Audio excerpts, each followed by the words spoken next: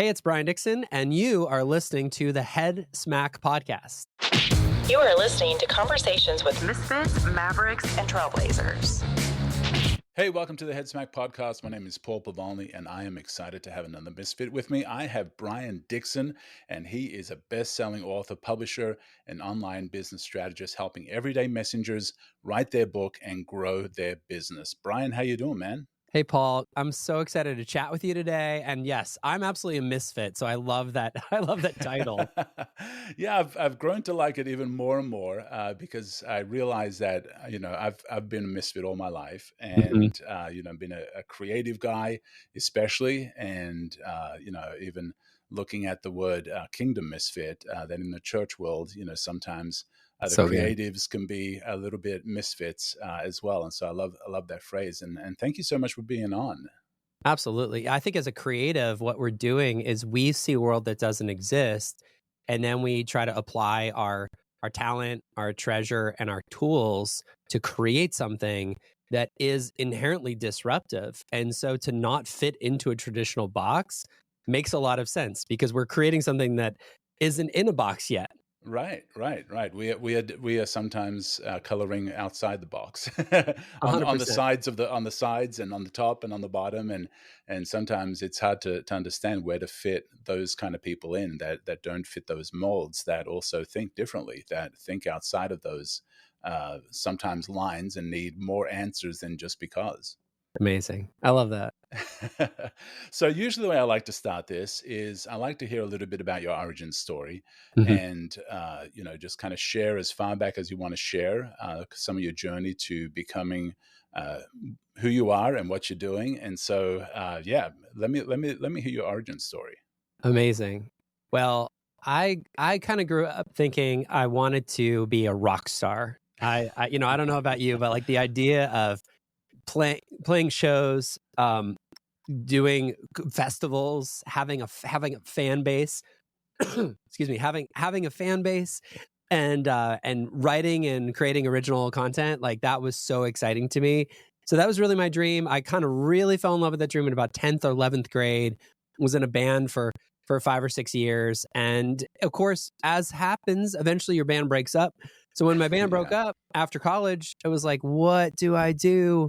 And so my parents said, you should just take some of the money you saved up and go to Europe and just do the backpacking thing. Remember the backpacking thing? Oh yeah. That's the thing you do, right? Right. And so I went to Europe for the backpacking thing after college, just to go like, what is my purpose?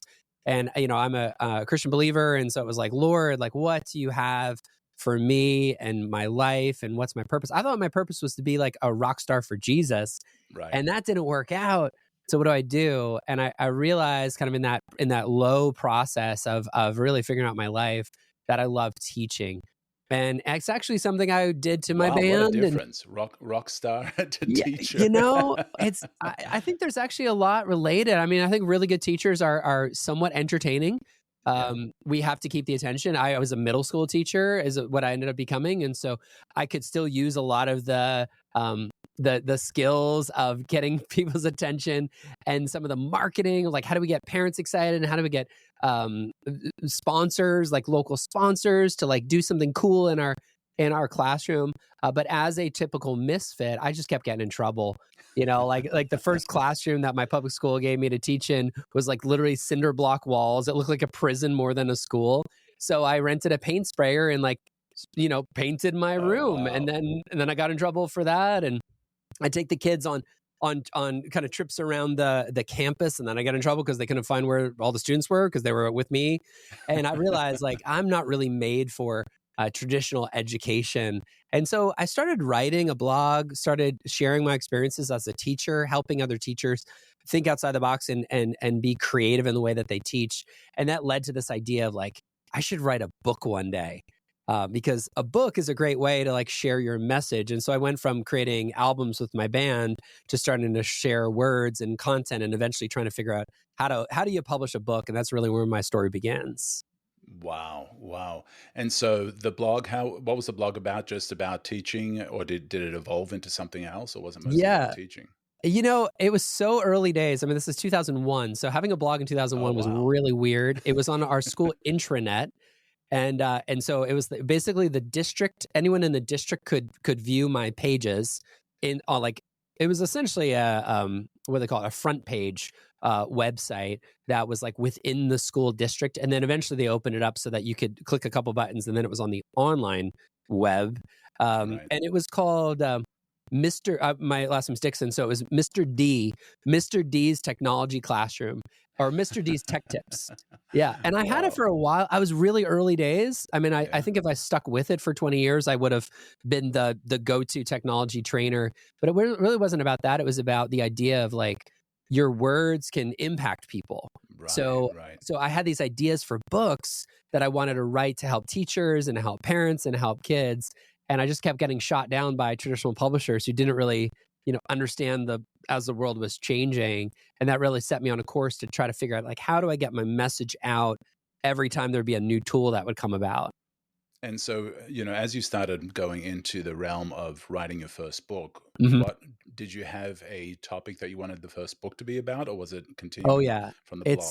It's so nerdy, That's what's so fun. Like my first book was called The Innovator's School Leader's Guide to Social Media. Oh, wow. So I wrote a book for school leaders, like principals, and by that time I was a charter school leader because I kind of kept working myself out of a job in traditional education. They kept promoting me to be more of a trainer. So I went from like training kids to training teachers to training district leaders. So my book was a self-published little guide about how to use LinkedIn, how to use Instagram. No, Instagram wasn't around yet. How to use LinkedIn, how to use Facebook, how to use YouTube to get the message out about your school, to recruit teachers, to share your students' work, to share your teachers' work. I self-published that book, and then I went to South by Southwest, and I met a book editor at South by at one of the panel discussions, and they took that book and then had me like kind of rewrite it so it was a larger kind of textbook. And that was like my first real publishing project, was a textbook for teachers about how to use technology. Oh, wow. And so how well did that book do? They never told me. I was so green. I didn't know anything. I made way more money from my self-published one than the traditional published one. I think they gave me a $5,000 advance, and I don't think I ever saw another dollar from the book. So I probably sold a couple hundred copies. But what it did two things. Number one, it showed me that it's not that hard to become a published author. If you know your topic, you're really focused, you're willing to sit down and like do the work. And number two is most publishers don't really do a lot. Like they'll edit your book, they'll produce your book, they'll pick a cover and get your book online and maybe even some bookstores. But in terms of like brand building, platform building, email marketing, social media marketing, that kind of stuff, publishers don't touch that at all. That really surprised me. I really thought that publishers are going to be a lot more of a partnership, but really a lot of publishers are kind of like a vendor. They're a service provider. They're just going to print your book and distribute it. They're not really going to do a lot more. And that kind of frustrated me. I realized there's got to be a better way that publishers and authors can partner together. So, after the first book, that of course whet your appetite for writing books, right? And that was all systems go from there. What was next for you after that? All systems go. Yeah, it's so funny. It's like you live your life trying to figure. I actually wrote about this on my Facebook a couple of days ago. I said there's the blessing of a B-, that as a misfit, there's a few things that we're interested in, but we're not world class in. And I would probably give myself a B-. Like I'm a B- writer, I'm a B- entrepreneur, but you add up writer and entrepreneur together, and I'm an A+ publisher. Wow. Yeah. Right. And so that's what kind of hit me when I published my first book with the traditional publisher. I went, whoa, they don't even know where it's broken. They're just doing the same thing they've been doing for 100 years. Right. But I see what's broken because I love online marketing. So I took, now I know how to write and I know how to publish and I know how to do online marketing. If I put those together, then maybe I could do something that would help authors even more. So I actually left K-12 education. At that time, I was actually running a charter school. So I kind of retired from that first career, second career, I guess. Yeah. And then I started apprenticing. Really, I took a lower paying position to work with some best selling authors. One of my first clients was Michael Hyatt, who Yeah. had just left traditional publishing, and he started building his platform. And so I got to learn under him and help him with some courses. And I found the mom blog niche. I didn't even know that was a thing. So I started helping mom bloggers launch their books. I worked with about Yeah. 8 or 9 different mom bloggers that launched their books. And so I kind of became the book launch guy. But Yeah. the strategy there was I need to get good at launching books. Let me do it on somebody else's dime and figure out the best way to do it. And I kind of took that skill and kept skill stacking is really what I was kind of doing. Right. Yeah, I just had Holly Homer on, and she was one of those mom bloggers that kind of started off early on, just like yourself, and that just became Yes. amazing at that. And then connecting with Rachel Miller, and who I've had on as well. Yeah, And I know Rachel's a friend and Holly's a friend. I love it. yeah, they're both amazing. And so, you combined. It's kind of interesting that you combined your first book skills Hmm. into what it's a skill stack. You kind of wrote a book on social media and all of that stuff Yes. for schools to use, but then you kind of combine that with publishing and your love for writing, and kind of stacked that, and kind of brought it all together to become a publisher. And it's kind of interesting. I think that's for most of us, is, especially for me, there's certain things that if I try really, really, really, really, really hard to do it, I'd get Yep. average at it. you Yes, know exactly. but there are other things that I can do very easily, and very intuitively, and very instinctually. And so when you find what those things are, and maybe even combine them with other things like you did, that's when you get the A+ skill set, when you combine those B+ skills together. And so that was amazing. So you launched into helping people publish books. You work with Michael Hyatt, Yep. and others. What was the next step? How soon after that did you launch Hopewriters? Yeah, that's a good question. So, 2013, I officially left my job as a charter school leader, and I skill stacked in that too, because I went from being a teacher to a technology instructor to then an online director of education for a charter school network to then the founder of a charter school network. So every step in the journey, I learned more skills. So founding my own charter school, I learned budgeting. I learned with some tax planning. I learned HR. I learned Yeah. hiring and firing, especially firing. I learned so many things that I was able to kind of take those skills and then apply them to, okay, what else don't I know? And one thing that I was really not great at that I wanted to grow in is community building. So how do you develop a community? And I had read, which I think everybody in my world has read, the article by Kevin Kelly called "1,000 True Fans." So I Right. read that article when it came out, and he basically said, "Listen, if you have 1,000 people that buy all your stuff, you never have to worry about money in your life." And I'm like, "That's what I want. I want to build a community of 1,000 people that kind of believe what I believe, which is like thoughts and ideas can change the world." So I found gathered up a couple friends. We were all speaking at a Christian mom blogging conference, and we started something called Hopewriters, which was basically the experience of the lobby of a conference. So like what most people don't know when they go to their first conference is the best part of the conference is not the keynote speakers.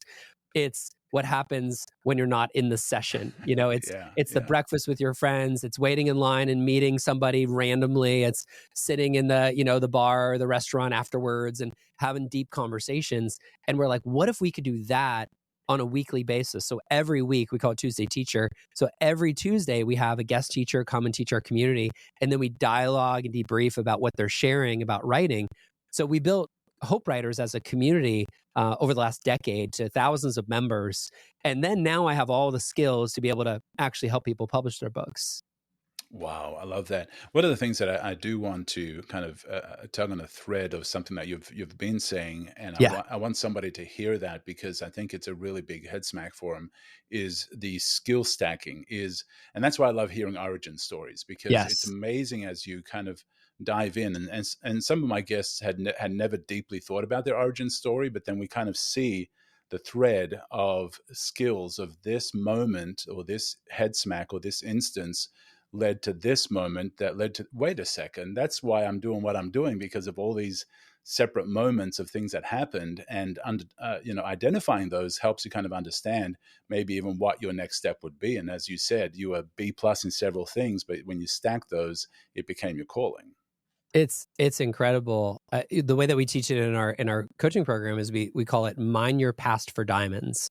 Wow. So Yeah. look back on your past and realize that what you've been through isn't wasted when you share it with somebody else. And so literally even your trauma, like I go there and sometimes I hurt people's feelings, but I'm like, hey, like somebody walking, your spouse walking out on you, or your kid passing away, like the worst thing that you could possibly imagine in your life is actually a gift. If you look at it with a new set of lenses and you look at it and you say, I hate that I went through it, but how can I use it to bless somebody else? Yeah. And most of what I've been able to actually accomplish comes from, inferiority complex, feeling lost, abandoned, neglected, Yeah. shunned, all those sorts of things. And I look at it and I go, man, I don't want anybody else to feel the way that I felt. And so, how can I create something that avoids that for other people? Most of the Yeah. authors that we work with in Hope Books, like they're writing their trauma stories, but they're writing it from a perspective of hope, which is Yeah. now their hope Yeah. stories. So their hard stories become their hope stories, and that helps bless other people to move forward. But they wouldn't have their hope story if they didn't have their hard story. Wow, I love that. I love that. And most of us, if we had a time machine, a lot of us would say, "Well, I'd go back and I'd change this." And then you don't realize that if that was a possibility, that you would be a totally different person, You would. and not necessarily for the better. You would, That's right. because if you took away the pain or the heartache or the problems or the challenges or whatever, that you would be a very different person, and maybe not a better person, maybe a worse person, if you took that away. I love that. And so, Mm. you've launched Hopewriters. You're gathering the community. You said you started it 10 years ago. 10 years ago. So it's 2025. So we started in 2015, October 2015. Started with, 0 members. Everything starts at 0, but we had about 40 the first couple months. We charged $10 a month. And then 3 months later, we did $12 a month for new members. But if you stayed, you stuck at the lower level, the lower rate. And then we just kept growing the amount that we charged every month. We started growing the guests that we had in the community. And over time, we ended up with thousands and thousands of members. People will cycle off, they write their book Right. and they kind of move on. So we're at about 1,900 members right now. But to go from COVID, we hit like 3,000. It was crazy. That was such a huge year for us because everybody was Right. at home. But yeah, being able to create a community that's a safe place to ask your ungoogleable questions Yeah. and share what's really going on behind the scenes as a writer has been transformational for me, for our founders, and for all of our members. And you also have a podcast, right? Yeah, we have Around a it. podcast called Yeah. The Writerly Life, where we talk about the life of a writer, and we share some of our best practices from Hopewriters as well. Yeah, I first heard of Hopewriters through my wife. She's hoping to write a book, Come on. and so I think she listened. I want to say she listened to the podcast Yeah, several years ago, amazing. and so she absolutely loved the work you're doing. So you've talked a little bit about writing a book, from the hard things Yep. and from some of the tough stuff. So if somebody is like, yeah, I've always wanted to write a book, I Mhm. really feel that I need to write a book. Where do you usually start somebody off when it comes to writing the book? What's the first hurdle they have to jump over? Oh my goodness, that's such a great question. Well, they did a study. The New York Times did a study like 4 or 5 years ago, and they looked at New Year's resolutions, and they found that 84% of people say they want to write a book one day. So it's Wow. very common to have the idea of like writing a book, but from our research, less than 1% of the population has actually published a book. There's a big gap between the wanting and the working. Right. And so, we teach a strategy, which I compare to building a house. So I say that a book is not written, a book is built. And so if you think about a house, it would be pretty insane to say, I'm going to build a house, and then just to go get a hammer, some nails, and Right. some wood, and just start hammering. Yeah. Just start hammering, see what happens. No plan, no budget, no end goal in mind. Just start hammering. That would be a really shoddy house. Right. And yet a lot of people do that. In fact, they don't just do that with one book. They try to do it with 3 books at the same time. Like, Right. I want to write a novel and a devotional and my life story, and I'm going to write them all this year. It's like, well, in reality, you'll probably write none of them. So what we do instead at Hope Books is we teach more like what a builder would do. A builder begins with the end in mind. This is a basic biblical principle. Jesus talks about counting the cost. If it's a foolish person who builds a tower without counting the cost. Right. So you think about it like a tower or like a building. I'm going to build a house. So first, I'm going to start with my blueprint. Like, what's my vision that I want to accomplish? So we call that the XYZ statement. It's your pretty basic elevator pitch for your book, right? XYZ. I help X. I help X overcome Y so they can Z. So my book helps. Divorced Christian women who are feeling sad and unloved. Find a second spouse and find love again. That's what the book is about. Like the XYZ statement is really the key because the book isn't for you. The book is for a reader, and that's really the first step. I love that. And, I love the metaphor of the building the house, because if you do the idea of just grabbing a hammer, grabbing nails, grabbing wood and start building, and you end up frustrated, you end up, aggravated that things aren't working out the way they need to, and things are falling apart, things are not consistent. You finally join two pieces and realize, because you hadn't planned, this is not working. And then you give up. And I think when you don't have a plan, that's what happens, is you end up giving up out of frustration, thinking it's hard or difficult or impossible, when actually you didn't start the right way. So true. That kind of writing does work for some people. And the analogy that I use for that is it's the difference between painting and sculpting. So if you think about it, if you're just starting out in art, it makes sense to be a painter, right? Because you're going to add step by step by step, and you have a plan in mind. You're like, I know I want to do a landscape painting, and so I'm going to go buy my paint. I'm going to buy the color of paint. So it's a planned out process. But sculpting is a little bit like, I'm going to start with the block of marble, a ton of content, if you will, with that analogy, like a lot of words, and I'm going to just edit my way into a manuscript. And that to me sounds like, what ends up happening? There's a lot of wasted words. And most of the people we work with are really busy moms. So a busy mom doesn't have countless hours to waste on words that won't make it into the book. So we recommend you have a plan, like a painter, you have a plan, and then you only add the words that are going to end up in the book, instead of writing a ton that will be left on the cutting room floor. Right. And so when it comes to the plan, is there the first step? When it comes to building a house, obviously you got to come up with the main foundation, and then the framework, and then the plumbing and the wiring and things like that. Mm-hmm. How when it comes to writing the first book, what is the foundation? What is the thing that you say, if you don't get this right, you're going to be very frustrated down the road? Oh, such a good question. We call it the transformational tale. And the analogy I use is the story of Exodus. So you have the prison, then you have the promised land, and then you have the path. So generally, you're writing a 12-chapter book. So generally, the first chapter is the prison, which is where I was stuck.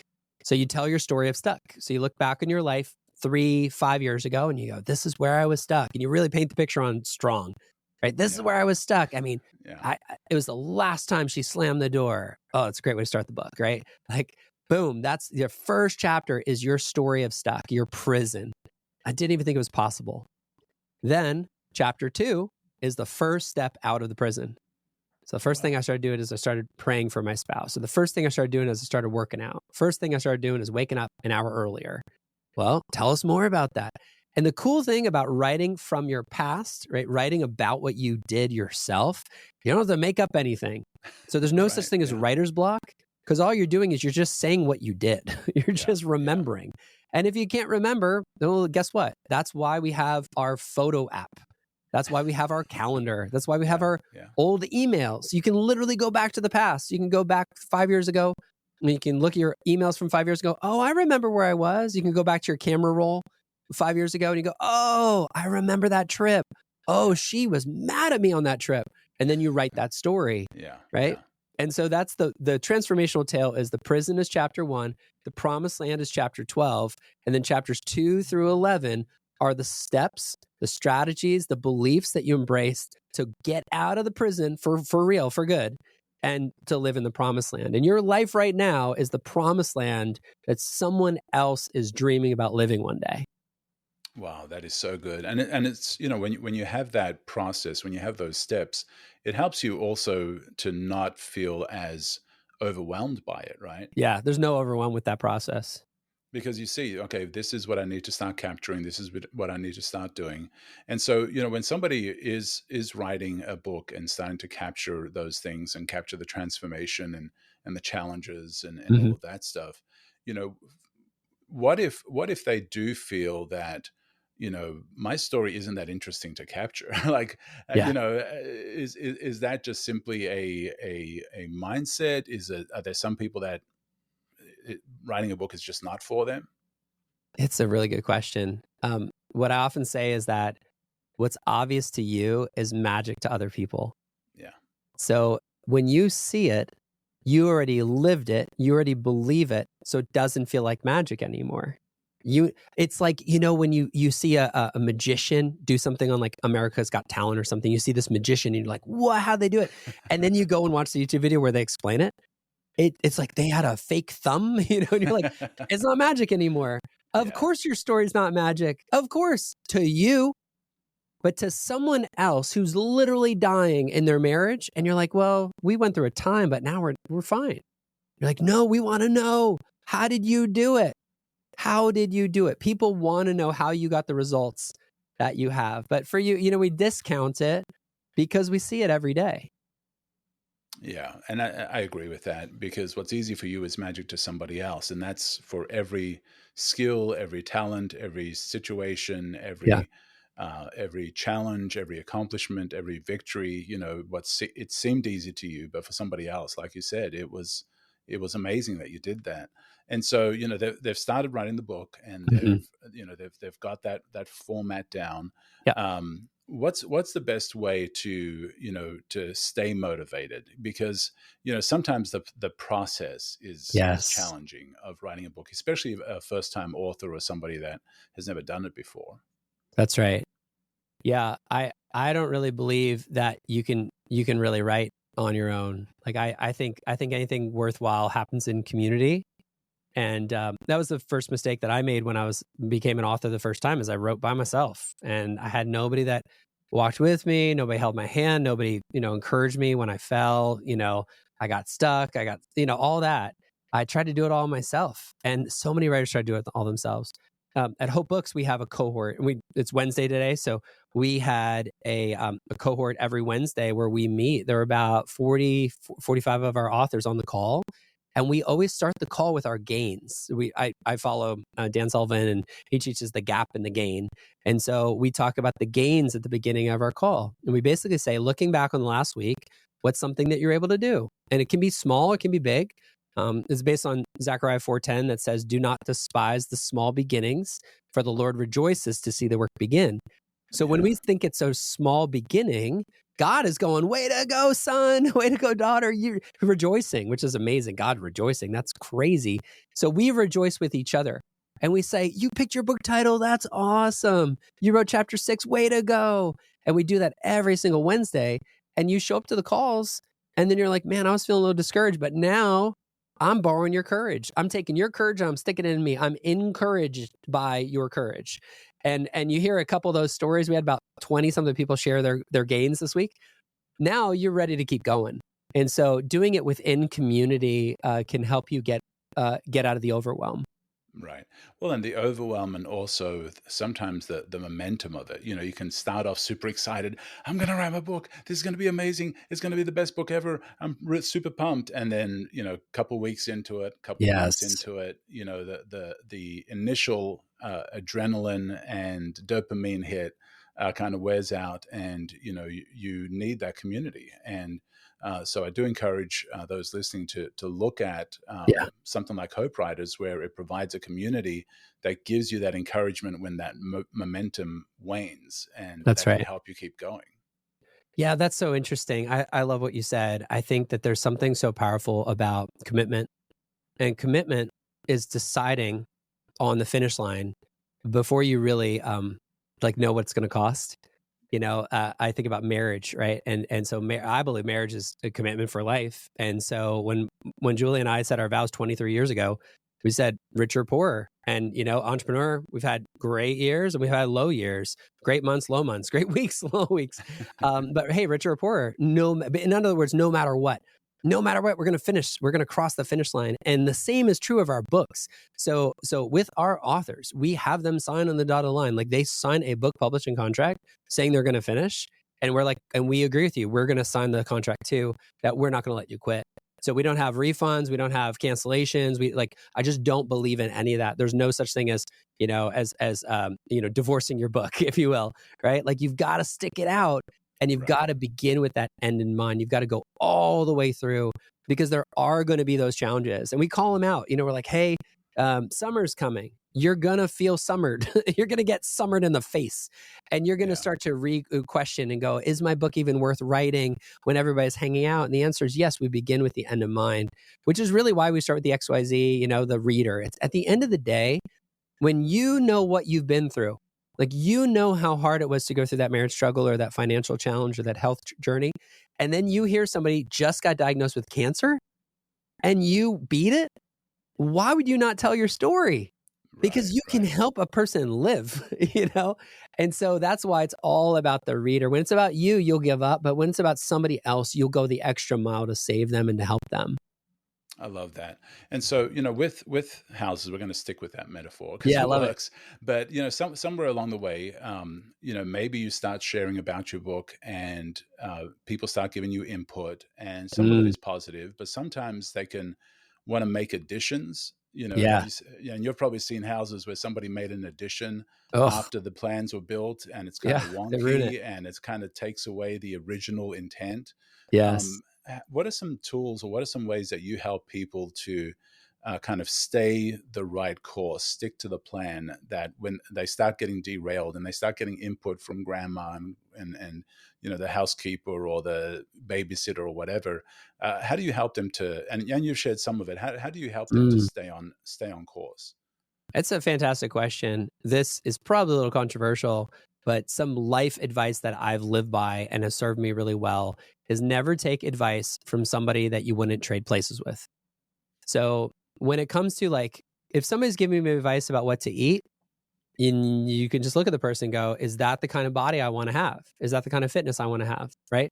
And if not, then maybe don't take their advice, because a student becomes like his teacher. So if somebody's trying to teach you and you look at their life and you go, wait a second, you're giving me advice about my book, but you've never even written a book yourself. You're giving me advice about whatever it is. You're giving me advice about how to start a business, but you've never started a business. What are you talking about? You don't know what you're talking about. And so that Monday morning quarterback, that armchair quarterback kind of thing, that just doesn't work in the real world. So what we do, step 3 for our Hope Books process, number 1 was XYZ statement. Number 2 is transformational tale. Step number 3 is you find 3 model books. So 3 books. I recommend ones that have sold at least 100,000 copies because you can't do that accidentally. So find 3 best-selling model books. And then what you do is you go through chapter, usually chapter 5, right in the middle of the book. And you break down the chapter structure, what we call the DCO, the detailed chapter outline. You look at a model chapter right in the middle of the book in 3 books, and you see their structure. And you'll find there's best practice. So most books will have an inspirational quote in the first section. And then they'll have a compelling story. And then they'll have a little teaching section. And then they'll have application questions, maybe one more story, and then journal prompts. And you go, okay, that's my model. I'm going to model my chapters after those books. So then it ends up kind of becoming like Mad Libs, or paint by number. You're like, I need an inspirational quote for chapter 7.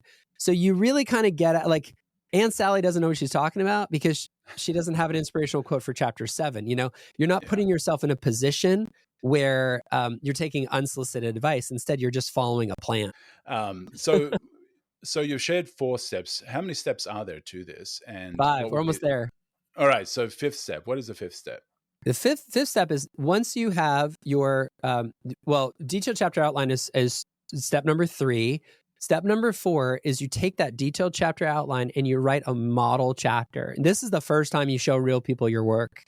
because you don't want to show half finished work to people because they can't envision the end. They're only Yeah. going to evaluate based on what they see, which is really tricky. I know as a husband, this is where I get myself in trouble. I'll show my half finished work to my wife. She'll be like, man, you got to do 50% more work. And I'm like, I know, it's only half finished. Then I get defensive. Don't Yeah. do that. Instead, actually finish the work. Don't finish the book, finish a chapter. Should finish one perfect chapter. We call a model chapter.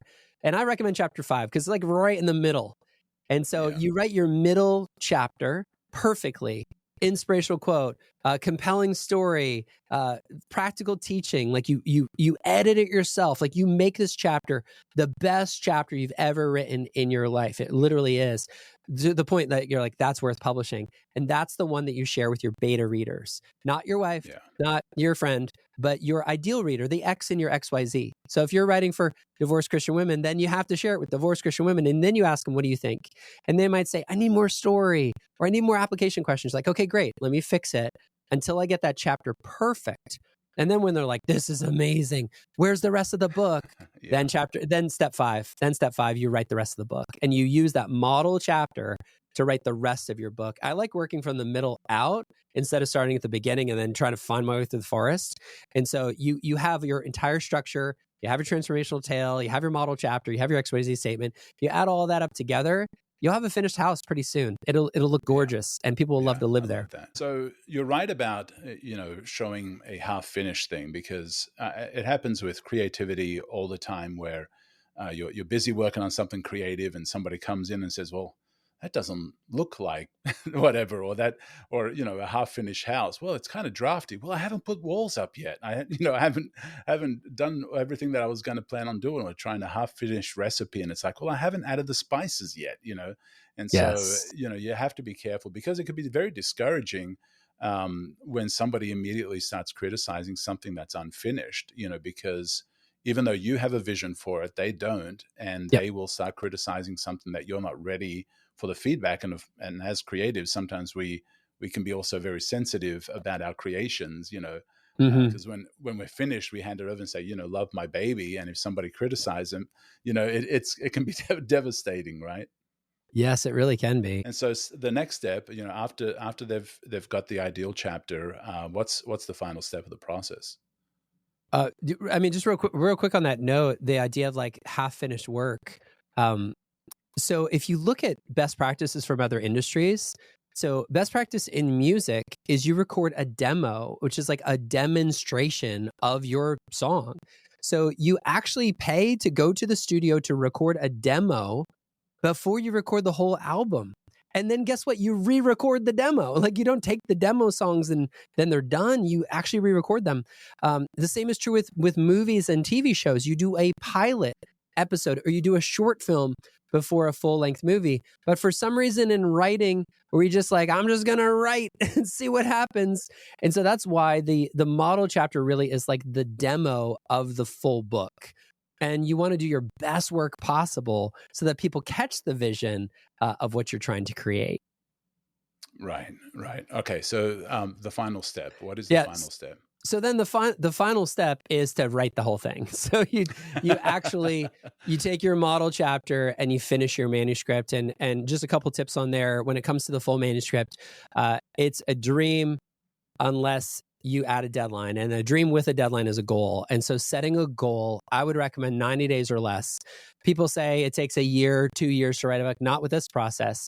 Once you have your XYZ statement, your transformational tale, your detailed chapter outline, your model chapter, now you're just chipping away, and you're basically just filling in the blanks of each chapter. So on average, if you give it about 2 to 3 hours a day, each chapter takes about 5 days. So that means you got about 55 days of work ahead of you. And if you're taking the weekends off, you can still do that within a 90-day window. So to be able to actually finish the entire manuscript, now your book is done. Now it's time to get it edited and formatted and published. That's a whole another process. But in terms of actually writing your book, this is something you can definitely do within about 90 days. Right. And I love that is setting that goal, because it could stretch out to 2 years, and that's where you could suffer from momentum Oh, waning and from distraction yeah. and all of that stuff. And so I think setting a shorter goal will definitely get you, to a finished book, or at least a lot further than if you didn't have a goal. Oh, that's right. And it's so funny when you talk to people about that you're writing a book, they don't understand how long it takes to write a book. And so if you told your friends today, hey, I'm writing a book, about 2 or 3 weeks from now, they're going to ask you when they can read your book. And then about a month or two later, they're going to say, hey, why haven't I been able to get your book yet? Is it on Amazon yet? And, about 3 or 4 months later, they're going to forget you're even trying to write a book. And so there's just this idea of like the microwave society where we're just expecting it to be Life is American Idol and you're internet famous tomorrow. Yeah. And it's just like, even following our process, it's still a good 3 to 6 month process just to get your book written, edited, published, and launched.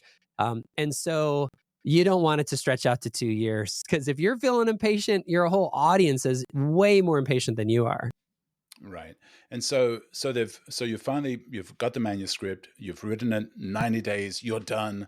Ta-da, Ta-da. but it's not done, right? Because then Yeah, there's, it's like the you end said, of the first marathon.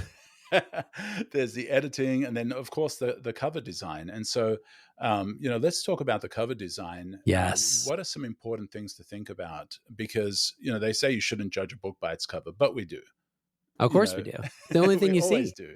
And so what are some things that an author should think about when it comes to cover design? Absolutely. And in Hope Books, we teach a cover design process that starts with looking at at model covers. So you begin with your people, right? You start with your people, start with your reader. So you look at your genre. What other books does my reader engage in? What are they reading right now? I mean, literally go on your Facebook and say, if you're a mom between 40 and 55 years old, what are you reading right now? And you gather together what are the books that they're reading, and we call it the book cover inspiration gallery. So you basically find 4 books that have been published in the last 5 years or so, ideally like the last 2 years, because there's trends in design. Right. So even if you're copying a design that just came out today, that was probably made a year ago. So you're already a little bit behind. But basically look at like, what are people buying right now? What are the colors that are on trend? What are the fonts look like that sort of thing? Because the book cover isn't for you. The book cover is the best billboard for your book. And so, yeah, just I think if you were to take 3 books that are kind of published in your genre that have sold more than 100,000 copies, so like legitimate selling books, and then you put your book cover next to those and it kind of blended in, that's a good thing. Because you want it to feel like it's saying the same, speaking with the same accent as the other books in your genre.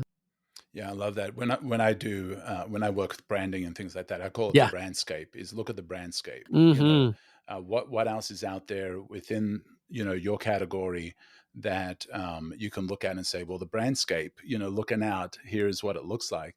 But I love one thing that you said there, because I think so many people make this mistake, is because when I design, I don't design for my client, I design for my client's client.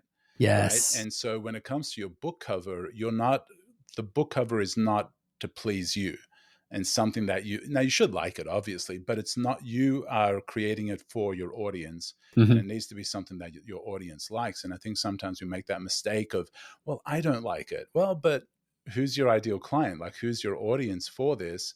Yeah. And will they like it? Because that's what matters more. So when it comes to titling a book, obviously the design is important. Colors and textures and looks and graphics and images. What about book titles? What are some things that a author needs to consider when it comes to coming up with a good title? Yes. In 2025, the best book title is a compelling promise. So people want fast results. Like we're in the TikTok era right now. And if I don't get a result in 3 to 5 seconds, I'm moving on. So if you take your transformational tale, you have your promise, you have your problem, your path, and then your promised land. Your book title is your promised land. So if your story is about how your marriage recovered after an affair, like that's a really compelling story. We want to know the details. Like we want to know how you did it. But it's not called vapor in the wind or like a flower in the darkness. Like don't call it that. Nobody knows what that is. Instead, call it a rebuilt marriage, my path from affair to a falling in love again, because Yeah. people want to rebuild marriage. So what is it that they want? And then tell them the book title is the thing you want, because inherent it is like basically people are buying the solution to their problem. And you're getting next to, when you think about it on Amazon, you're right next to soap. You're right next to lotions and shampoos and sunscreen and clothing. Yeah. Your book is a product in a marketplace. And so if they're buying, well, this one is going to help me at the beach, and this one's going to help me get my food cooked faster, and this one's going to help me with my marriage, there's no difference between a product and a book. And so title your book like you would a product, which is the end result of that product. Yeah, and that is so good. And like you had mentioned, is don't get too fancy. Mm-hmm. Don't, when it comes to the title, Yep. Too vague, that it's is so deep and so meaningful that it needs an explanation. And because you won't be there. Yeah, right. You're not going to be standing there saying, you're not standing there going, explain what this means. Yeah. Flower in the Darkness actually is the story of the way that I discovered my husband's affair. No, it's Flower in the Darkness, and nobody wants a flower in the dark. So nobody wants your book.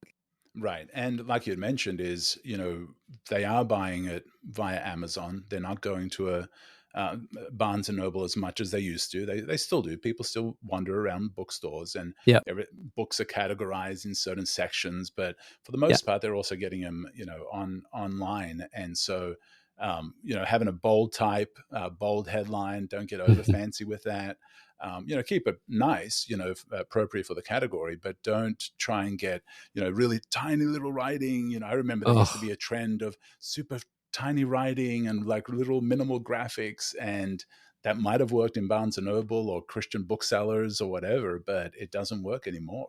It doesn't. No, my favorite hack for the book cover and the book title, so really testing both of them, we recommend that, we do a whole voting process. We have multiple designs, multiple book covers, and then you put it on social media and you have people vote. You say A or B, A or B, and you do it a couple of times, and you kind of get to a winner, because it's really an experiment if you think about it.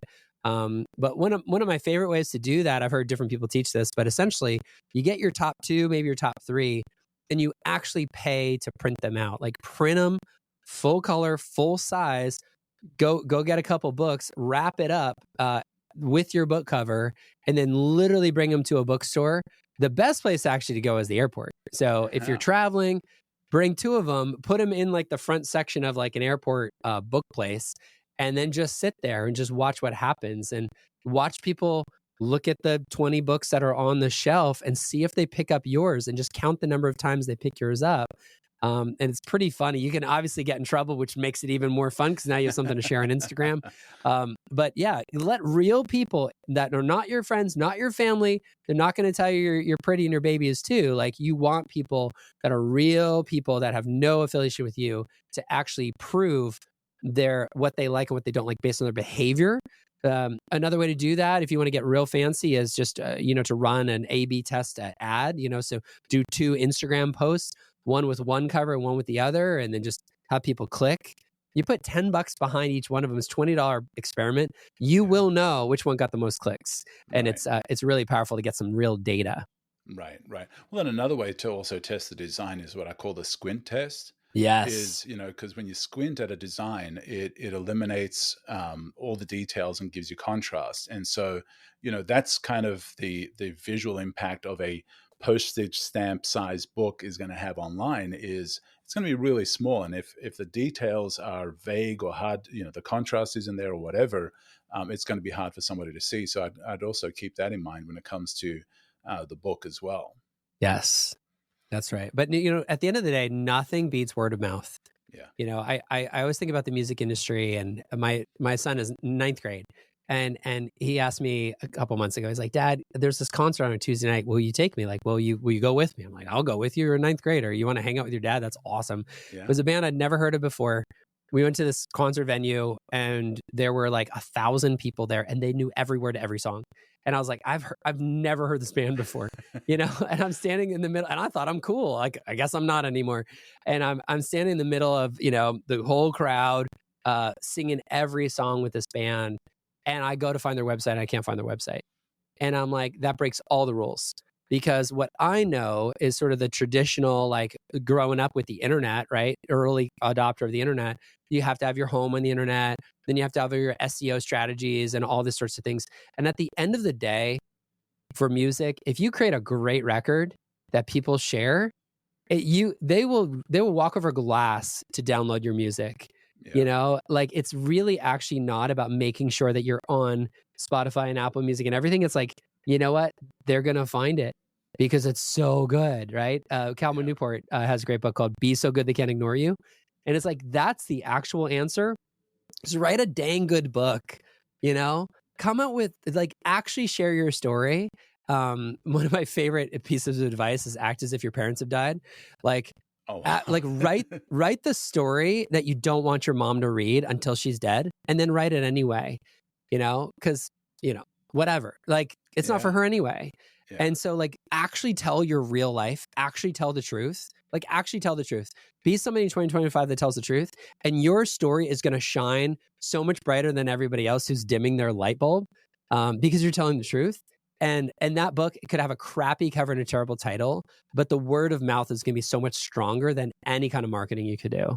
Right. Wow. Wow. That's a great perspective there. And so, you've written the book, you've designed the cover, you've A/B tested it, you've gotten feedback from people that don't have any emotional or relational connection to it. So you've got some honest feedback.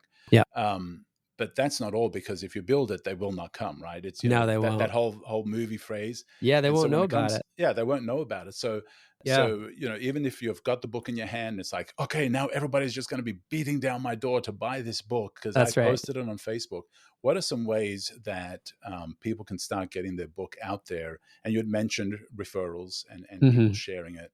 Yeah, What are some other ways that they need to consider that would help them to not get discouraged because people aren't beating down their doors because they posted on Facebook? that's right. Yeah, you have to be a missionary.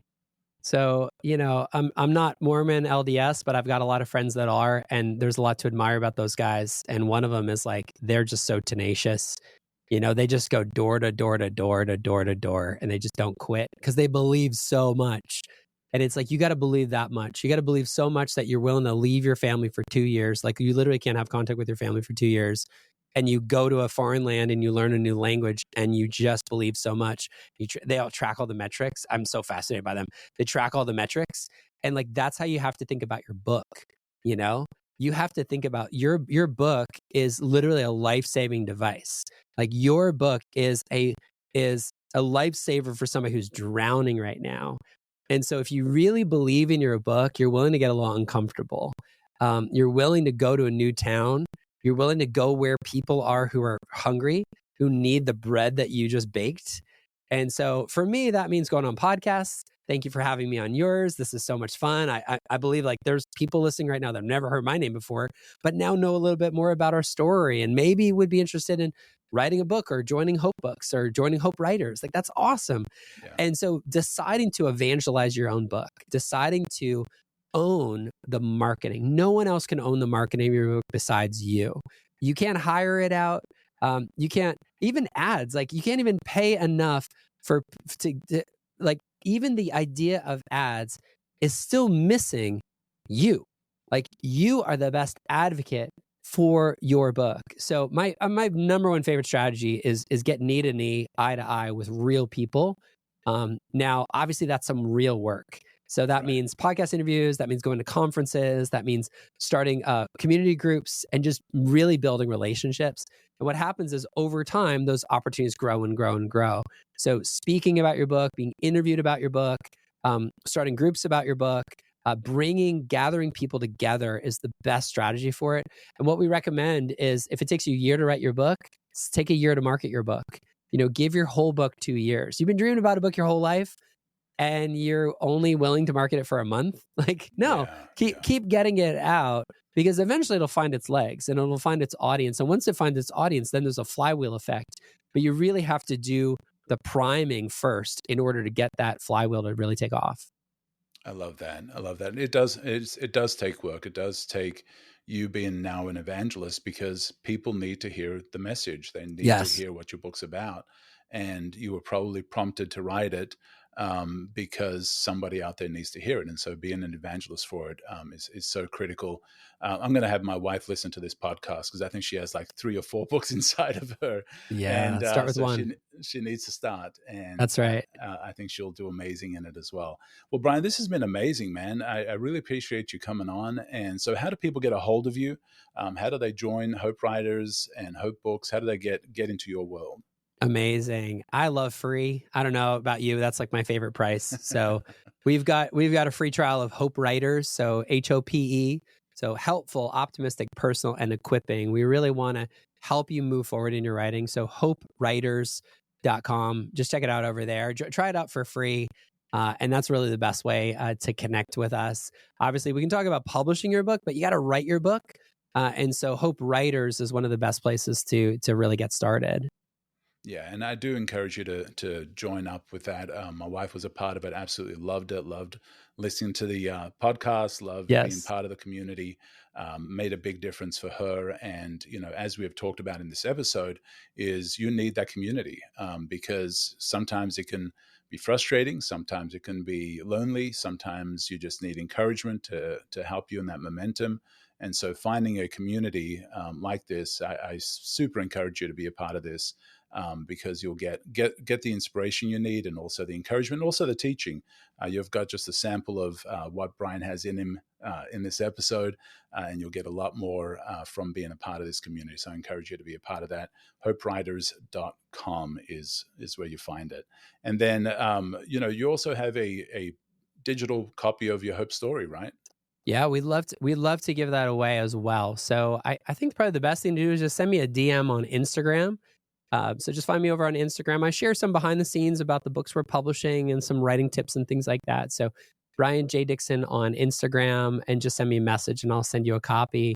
And then Paul, if you want to put a link in the show notes too, like there'll definitely be a place to get the digital copy of the book's called Your Hope Story. And it really goes into the depth on those 5 steps that we talked about in this episode. Thank you so much, Brian. This has been amazing. Appreciate you coming on, man. Thanks for having me. This is amazing. You're doing a great job, and appreciate the impact that you're having on all of us misfits. You are listening to Conversations with Misfits, Mavericks, and Trailblazers.